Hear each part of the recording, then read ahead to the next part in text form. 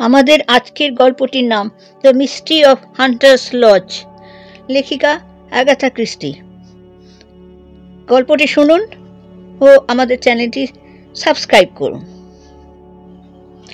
বেশ কয়েকদিন জ্বরে কাবু থেকে সবে সুস্থ হয়ে উঠেছি। আমি সুস্থ হয়ে উঠতে না উঠতেই জ্বরে কাবু হয়ে একেবারে শয্যাশায়ী হলো পুয়ারো। একেবারে বেহুঁশ হয়ে পড়ে রইল, কথা বলারও সামর্থ্য ছিল না। সবে জ্বর ছেড়েছে, বালিশে ঠেস দিয়ে বিছানায় বসে রয়েছে, কারুকার্য করা একটা চাদর বুক পর্যন্ত টানা, গলায় পশমের মাফলার, ম্লান মুখে ক্লান্তির ছাপ। এক বাটি বার্লি হাতে ধরালাম, দুটার চুমুক দিয়ে বলল, তোমার এই বার্লি শরীরে মনে জোর বাড়িয়ে দিয়েছে। বিখ্যাত রহস্য সন্ধানী এরকুল পোয়ারো পুনরায় সমহিমায় ফিরবে, অপরাধীদের হৃদকম্প শুরু হবে এবং সংবাদপত্রগুলো আবারই সত্যান্বেষে গুণকীর্তন করবে। কথাগুলো শুনতে ভালোই লাগলো আমার। বন্ধু সুরে সুর মিলে বললাম, রহস্য অনুসন্ধানে তুমি যে অদ্বিতীয় তাতে কারো সন্দেহ নেই, তাই দেশ জুড়ে তোমার খ্যাতি। আজ পর্যন্ত কোনো রহস্য অনুসন্ধান করতে ব্যর্থ হয়েছে সেই রেকর্ড পোয়ারোর নেই, কথাটা তুমি নিশ্চয়ই স্বীকার করবে। পরে যখন মনের আনন্দে নিজের ঢাক নিজেই পেটাচ্ছিল, বাড়ির মালকিন এসে বলে, এক ভদ্রলোক এসেছেন আপনার সঙ্গে দেখা করতে, আপনার সঙ্গে জরুরি দরকার আছে, ওর কার্ডটা আপনাকে দিতে বলেছেন। কার্ডটা হাতে নিয়ে নামটা পড়ে শোনালাম, মাস্টার রোজার হোভারিং। বই রাখা শেল্ফের দিকে তাকিয়ে বলে, ওই বইটা দেবে? বইয়ের প্রয়োজন হবে আমি জানি। হুইজ হু বইটা বের করে ওর হাতে দিলাম। বইটা হাতে নিয়ে দুটো পাতা উল্টাতে লাগলো। একসময় বলে উঠল, এই তো পেয়েছি, রোজার হোভারিং, পঞ্চম ব্যারন উইন্ডসরের দ্বিতীয় পুত্র, বিয়ে 1913, উইলিয়াম ক্যারির চতুর্থ কন্যা, জো। জো অসতর্ক হয়ে মুখ দিয়ে বেরিয়ে পড়ল। নিজের বোকামিটাকে কোনো রকম সামাল দিয়ে বললাম, উনি তো জো ক্যারিসব্রুক, নাম করা অভিনেত্রী, লন্ডনে এক তরুণ বিয়ে করেছিল প্রথম বিশ্বযুদ্ধের আগে। পোয়ারো বই বন্ধ করে পাশে রাখলো, আমার দিকে তাকিয়ে মুচকি হেসে বলল, ঠিকই ধরেছ, তুমি নিচে গিয়ে দেখা করো, আমার কাছে আসার কারণ কি জেনে এসো। নিচে গিয়ে ভদ্রলোকের সঙ্গে দেখা করলাম। ফিরে এসে পোয়ারোকে বললাম, বেশ উদ্বিগ্ন হয়ে তোমার জন্য অপেক্ষা করছেন। গতকাল রাতে ডার্বিশায়ারে খুন হয়েছে ওনার মামা, আজ সকালে স্ত্রীর পাঠানো টেলিগ্রামে সংবাদটা জানতে পেরেছেন, সঙ্গে সঙ্গে ছুটে এসেছেন তোমার কাছে, তোমাকে সঙ্গে করে নিয়ে যাবেন। আমি অসুস্থ তুমি বলেছ? হ্যাঁ, কিন্তু তিনি বলেন অনেক আশা নিয়ে ছুটে এসেছেন। তোমার গোয়েন্দা বুদ্ধি যাচাই করার সুযোগ এসেছে, আমার অনুসন্ধান পদ্ধতি তোমার জানা, যাও আমার হয়ে তুমি সঙ্গে যাও, রোজ ঘটনার প্রতি প্রকৃতি নিয়ে চিঠি লিখবে, প্রয়োজনে পরামর্শ পাবে। মনে মনে খুশি হলাম, আমার মনে ইচ্ছাটাও তাই ছিল। মিডল্যান্ড রেলপথে ট্রেন ধরলাম আমি ও রোজার হোভারিং। ট্রেন ছুটে চলো দ্রুত বেগে, দুজনে মুখোমুখি বসে গল্প জুড়ে দিলাম। হোভারিংয়ের মুখ থেকে জানা গেল তার বাড়ি মার্কেটের পাশেই, ডার্বিশায়ার বিস্তীর্ণ নির্জন প্রান্তরে তাদের একটা লজ আছে, নাম হান্টার্স লজ। শিকারীরা ওই লজে এসে ওঠে, দেখভালের জন্য রয়েছে এক পরিচারিকা। এই লজে যারা ওঠেন তাদের দেখভাল করে সে। মর্মান্তিক ঘটনাটি ঘটেছে ওই লজে। নিউ ইয়র্কের বিখ্যাত ধনী ও অভিজাত পরিবারের মেয়ে মিস পেন ওভারিংয়ের মা। মামার নাম হেরিংটন পেন, ভাগ্নের প্রতি গভীর স্নেহবশত 3 বছর ধরে তাদের সঙ্গে বাস করছেন। মামা অর্থবান মানুষ, তবু মনের আনন্দেই মানিয়ে নিয়েছিলেন ভাগ্নের পরিবার। কয়েকদিন মনের আনন্দে কাটাবেন বলে ভাগ্নে ও ভাগ্নে বউকে নিয়ে উঠেছিলেন হান্টার্স লজে। গতকাল সন্ধ্যার দিকে জরুরি কাজে লন্ডনে আসেন হোভারিং। তার মামা ও তাঁর স্ত্রী হান্টার্স লজে থেকে যান। আজ ভোরে স্ত্রীর টেলিগ্রাম পান, জানতে পারেন মামা খুন হয়ে গেছেন। স্ত্রীর কথা মতো তিনি একজন গোয়েন্দার সঙ্গে করে নিয়ে যাবার জন্যই পোয়ারোর কাছে ছুটে এসেছিলেন। পোয়ারো অসুস্থ থাকায় তার সুযোগ হিসেবে আমাকে নিয়ে চলেছেন। ট্রেন থেকে নামলাম এলমাস রেল স্টেশনে, তখন বিকেল 3টে। সেখান থেকে মাইল 5 গাড়িতে করে নির্দিষ্ট জায়গায় পৌঁছলাম। গেট পার হয়ে সরু একটা রাস্তা ধরে সামনে গেলাম। দেখা হয়ে গেল স্কটল্যান্ড ইয়ার্ডের ইন্সপেক্টর মিস্টার জ্যাপের সঙ্গে। তিনি এগিয়ে এসে করমর্দন করলেন, তারপর জানতে চাইলেন পোয়ারোর কথা। অসুস্থ শুনে দুঃখ প্রকাশ করলেন, সে সঙ্গে তার আরোগ্য কামনা করলেন। তারপর জ্যাপ বললেন, আমি এই কেসের ভারপ্রাপ্ত অফিসার।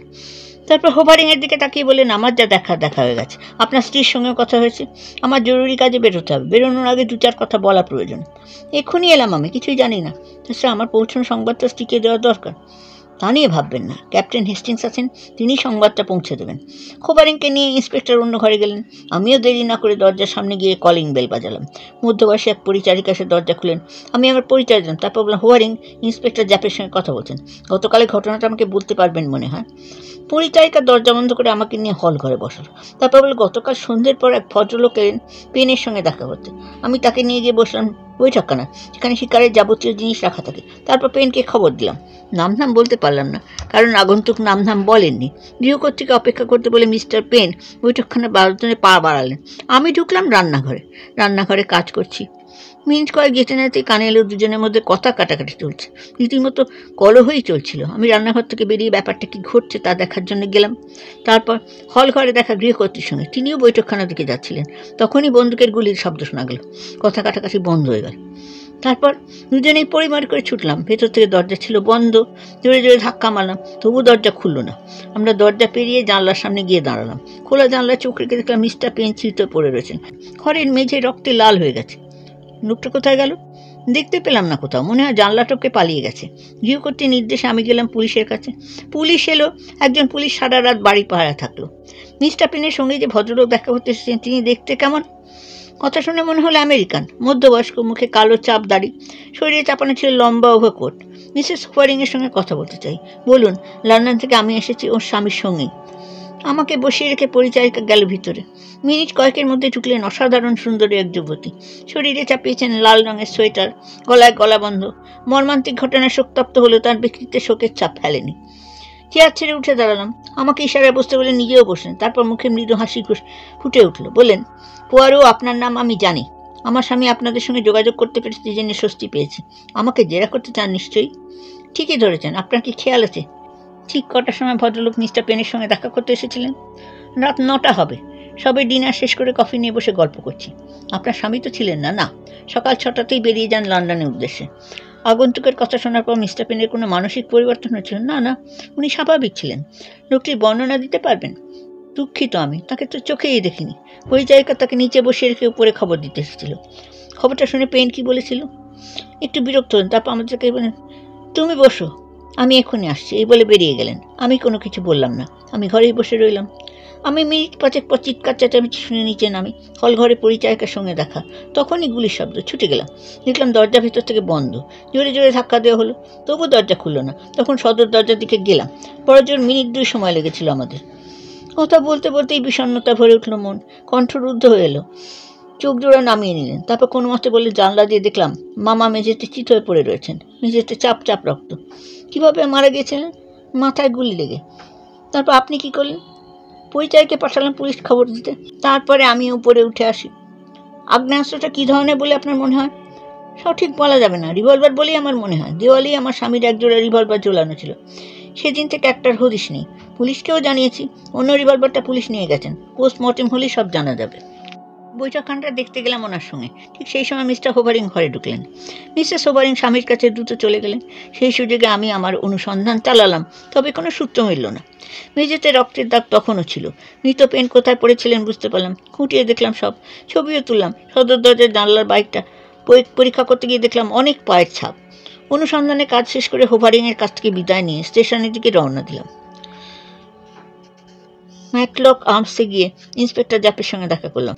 মরদেহ দেখলাম, ছোটোখাটো চেহারা লোক, পরিষ্কার কামানো গোঁপ দাড়ি। আমেরিকান বলে চিনতে অসুবিধা হলো না। পরীক্ষা করে বোঝা গেল মাথার পেছন থেকে গুলি করা হয়েছে, তাও একেবারে কাছ থেকে। ইন্সপেক্টর জ্যাপ আমাকে সমর্থন জ্বালালেন, বললেন, অব্যর্থ অনুমান আপনার, খুব কাছ থেকেই গুলি করা হয়েছে। বৈঠকখানার দেওয়ালে একজোড়া রিভলভার ঝোলানো ছিল, তার একটাকে নিয়ে আসা হয়েছে। সম্ভবত দ্বিতীয় রিভলভারের গুলিতেই পেন মারা যান। দ্বিতীয় রিভলভারই ছিল গুলি ভরা। কেন গুলি ভরা অবস্থা রাখা হয়েছিল বোঝা যাচ্ছে না। বেরিয়ে আসার সময় ইন্সপেক্টর জ্যাপ আমাকে বললেন, হোভারিংয়ের সন্দেহের তালিকায় রাখছি, কারণ ওর অতীত রেকর্ড ভালো নয়। অক্সফোর্ডে পড়াকালীন একবার চেকে বাবার সই জাল করেছিলেন। বাজারে প্রচুর ঋণ। মামা বেশ বিরক্ত ছিলেন ওর প্রতি। প্রথম থেকে আমার সন্দেহ ছিল ওর ওপর। সে কারণে স্ত্রীর সঙ্গে দেখা করার আগে আলাদা করে ডেকে নিয়ে গিয়ে কথা বলেছিলাম। 6টার পর বাড়ি থেকে বেরোলে 10:30 নাগাদ লন্ডনে পৌঁছে গিয়ে ক্লাবে ঢুকবেন। তারপর ছদ্মবেশে রাত 9টা দিব্যি ফিরে গিয়ে মামাকে খুন করতেই পারেন। এই ব্যাপারটা তদন্ত করা প্রয়োজন। তাছাড়া আমেরিকানদের মধ্যে থেকেও হত্যাকারী খুঁজতে হবে। মিসেস মিডলটন অর্থাৎ পরিচারিকা লোকটিকে দেখেছিল। তার বিবরণ থেকে জানা যান লোকটির দাড়ি ছিল। মিসেস হোভারিং কিন্তু লোকটিকে দেখেননি। দাড়ি ব্যাপারে যদি সত্যি হয় তবে সন্দেহ হতেই পারে।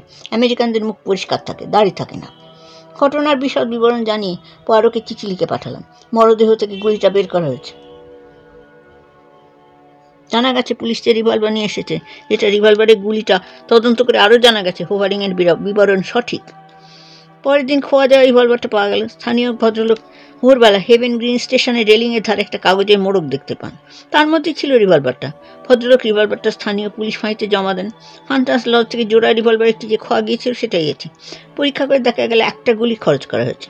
পরের দিন ব্রেকফাস্টের সময় পোয়ারোর টেলিগ্রাম পেলাম। তাতে লেখা, তুমি আর জ্যাপ ভুল ধারণা পোষণ করছো। দাড়িওয়ালা লোকটা হোভারিং নয়। পরে আরও লিখেছে, ঘরের মধ্যে ছবি খুঁটিয়ে দেখার প্রয়োজন নেই, পরিচারিকার উপর নজর রাখবে ও চেহারার বিবরণটা দেবে। সেদিন সকালে মিসেস হোভারিংয়ের পরিচারিকা কী রঙের পোশাক পরেছিল সেটা আমাকে জানাবে। ওর টেলিগ্রাম পেয়ে বেশ ঘাবড়ে গেলাম। সেদিন সকালে হোভারিংয়ের পরিচারিকার কী পোশাক পরেছিল এর সঙ্গে খুনের সম্পর্ক কি বুঝতে পারলাম না কিছুতেই। পরে যখন জানতে চেয়েছে জানাতে হবে, কারণ আমি তার কাছে প্রতিশ্রুতিবদ্ধ। পেয়ারে অনুসন্ধানের পদ্ধতিটাই কেমন যেন বিদঘুটে। বেলা 11টার মধ্যে আমার টেলিগ্রামে জবাব পেলাম। রীতিমতো বিস্ময়কর অবিশ্বাস্য কথা লিখেছে পোয়ারো।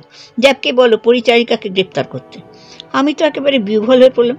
সে অবস্থাতে সেই তারবারটা ইন্সপেক্টর জ্যাপের হাতে তুলে দিলেন। বেশ কয়েকবার চোখ বুলিয়ে কাগজটা আমার হাতে ফিরিয়ে দিলেন। তারপর বললেন, মিস্টার পোয়ারোকে কোনোদিন বুঝে উঠতেই পারলাম না। তবে ওর কথাটা নিরর্থক বলা যাবে না। পরিচারিকার উপর আমারও নজর ছিল, কিন্তু সাক্ষ্য প্রমাণ কোথায়? চলুন ঘুরে আসি একবার। একেবারে নির্বোধ বনে গেলাম। মিডলটন হাওয়া হয়ে গেছেন, তার মালপত্র সব পড়ে রয়েছে।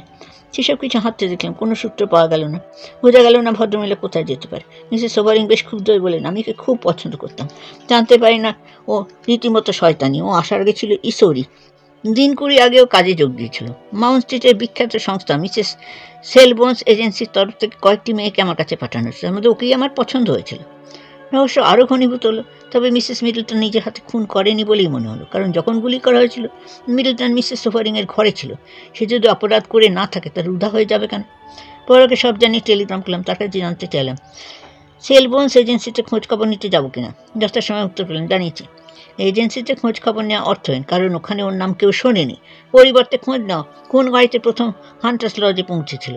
উত্তম নয়, ধাঁধা মনে হলো। দ্বিধাগ্রস্ত না হয়ে খোঁজ নিলাম। জানা গেল এল মাস টেলে পরিবহন মতো 2টো ফোর্ড গাড়ি আর 2টো টাঙা, কিন্তু এগুলো কোনোটাই ব্যবহার করেনি মিসেস মিডলটন। মিসেস হোভারিংকে জিজ্ঞেস করে জানা গেল ডার্বি শহর থেকে হান্টার্স লজ ট্যাক্সিতে আসা সম্ভব অর্থ ব্যয় করে। হয়তো সে অর্থ তাকে দেওয়া হয়েছিল। বাধ্য হয়ে সেলবোনস এজেন্সিতে ফোন করতে হলো। পরের ধারণায় সত্য প্রমাণিত। এজেন্সি খাতায় মিসেস মিডলটন বলে কোনো মহিলার নাম নেই। আরও জানা গেল মিসেস হোভারিং পরিচারিকার জন্য চিঠি পাঠালো। এজেন্সি কয়েকজন পরিচারিকায় পাঠিয়েছিল। প্রার্থী নির্বাচিত করে মিসেস হোভারিং চিঠি পাঠিয়েছেন, কিন্তু কোনো নির্দিষ্ট মহিলার নাম লেখেনি। হয়তো ভুলেও যেতে পারেন। নিরুপায় হয়ে পরের দিনই ফিরলাম লন্ডনে।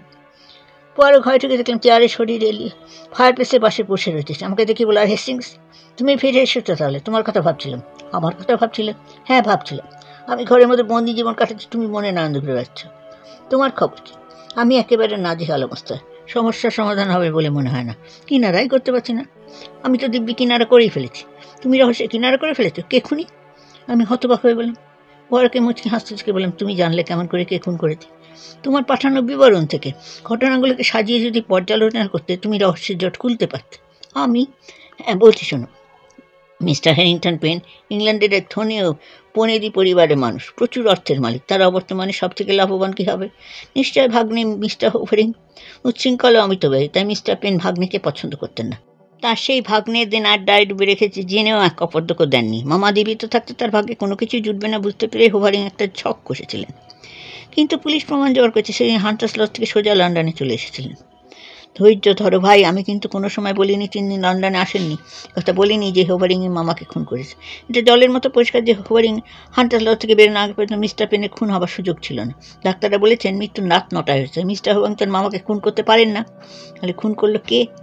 পরে আমার দিকে তাকালাম। মেয়ের মুখে খুনির নামটা শোনার জন্য অধীর আগ্রহে অপেক্ষা করতে হলো। হঠাৎ পরে বলল, হেস্টিংস, মিসেস হোভারিংকে তো বিস্তৃত হলে চলবে না।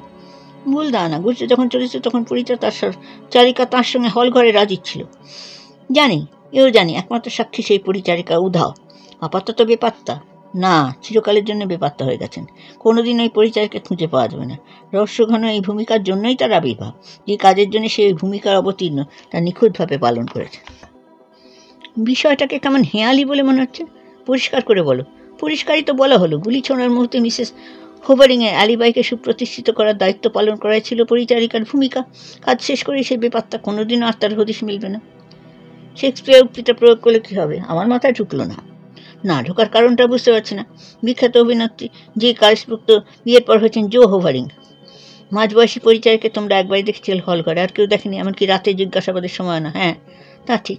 তাহলেও মিসেস হোভারিং ও পরিচারিকা দুজনকে একসঙ্গে কখনো দেখোনি। সেটাও মানছি। প্রয়োজনীয় সূত্রগুলোই তোমাদের চোখে এড়িয়ে গেছে, যা তোমাদের চোখে পড়া উচিত ছিল।